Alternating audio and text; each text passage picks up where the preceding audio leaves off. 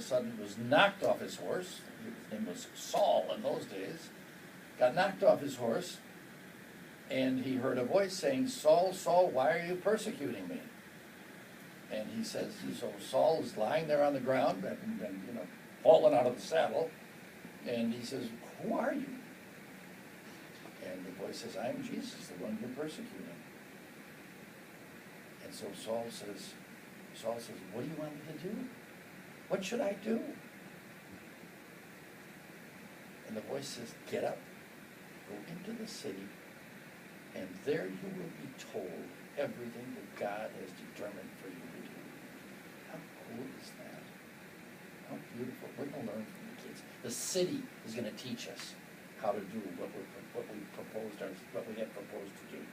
The city is going to teach us. We're not going to come in. We don't move into the center city with solutions. We don't have the answers. We don't have the answers. Little by little, we get some inkling of where the answer lies. But we're always learning. We're always learning. So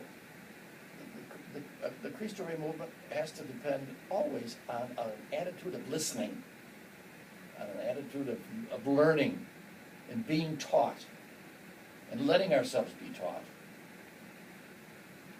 So that's true in the work. That's true in the work part of the school, and the academic part of the school, and the religious part of the school. Everything. It's part of a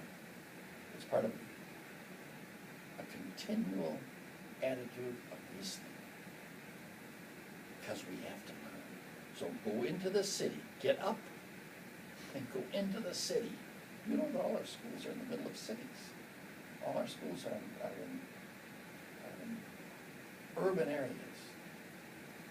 And there you will be told everything that God has determined for you to do. So, good. Okay, and then the gospel is, what a great picture that is. What a great, you can imagine that. So this paralytic has some very good friends, and they hear that Jesus is in town, and they say, "Let's take our buddy over to see Jesus. Maybe he can do something for him. Maybe he can do something for our paralyzed friend." So they put him on a sheet, one in each corner, take him away. And they get to the house, and it's wall-to-wall people. They can't even get in the door. The guy is surrounded by people. He's overwhelmed by other people. They beat us to it. They're here. They got here earlier than we did. So what shall we do? Shall we turn around and go home? Should we say we couldn't do it? Should we say this was too much for us to handle?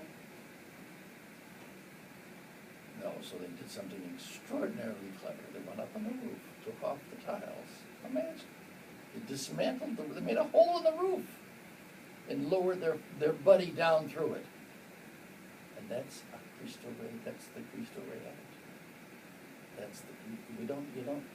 We got problems? Well, let's find a solution. Let's not wash our hands of it. Let's not walk away. Let's not go back home. Let's not go into hiding. We got problems. Let's try to figure out a way. And maybe the best way to try to figure out a way is to begin with prayer and asking God to please give us a solution to this problem and help us to see where the solution lies. And then continue that idea of listening even to God. So we always have to be creative. We always have to be original.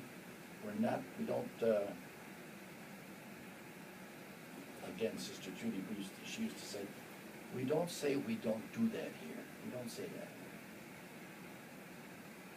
Maybe we do it here. Maybe if it works, we probably should do it here. So those are the signature readings for promoting the kingdom, for promoting God's kingdom, the kingdom of God.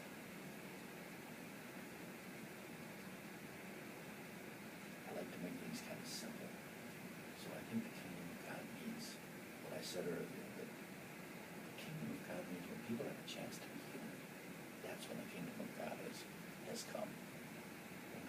chance. When people have a chance, let's leave it at that. When everybody has a fair chance.